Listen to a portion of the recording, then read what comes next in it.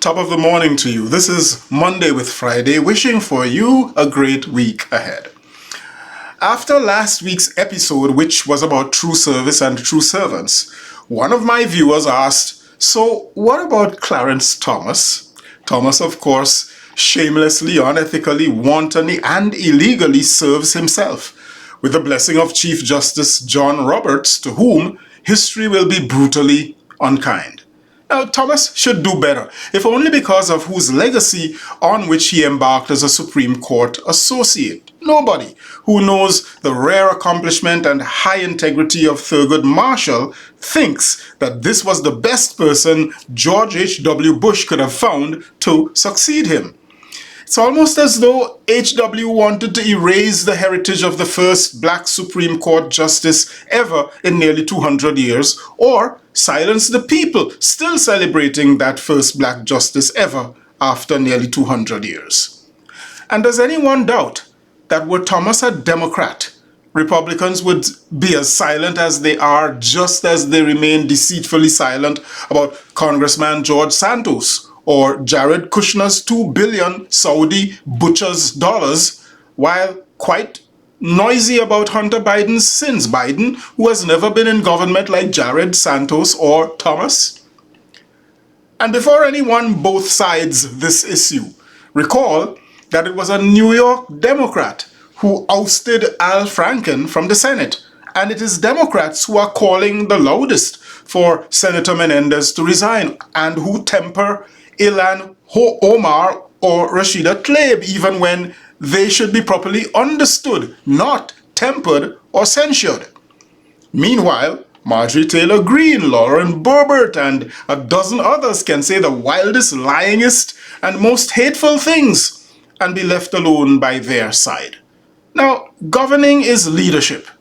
Governance quickly becomes anything, ranging from an annoyance to a tyranny to a liability to their people if persons in government don't possess the best attitudes and practices of servantship and leadership.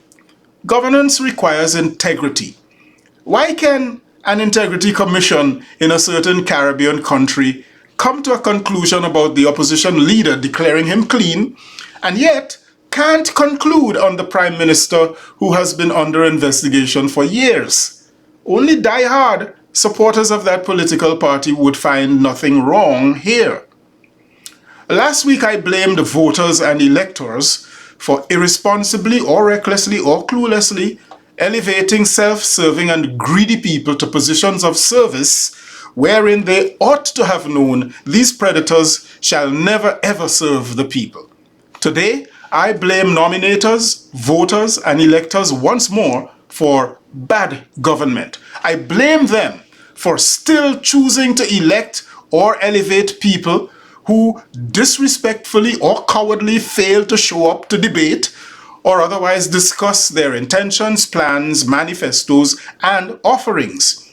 I blame them for still electing persons who undertook any role whatsoever in an attempted coup on a nation, destroying trust in their electoral system, or who otherwise possess shady backgrounds and records. I blame them for electing persons who demonstrate disdain or even hate for the other side. Persons who pledge competition against the other side rather than cooperation with them should be denied government office.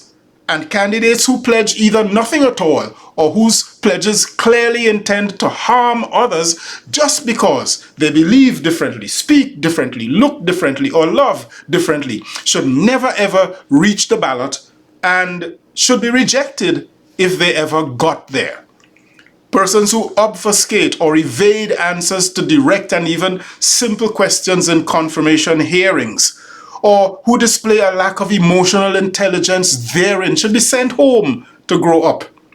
Those who take government positions, who are disinterested in governing but always being bombastic and obnoxious as if to secure their own show on propaganda rags, also falsely known as news outlets, or who tell the vilest lies so as to fundraise off them, are sleazy extortionists.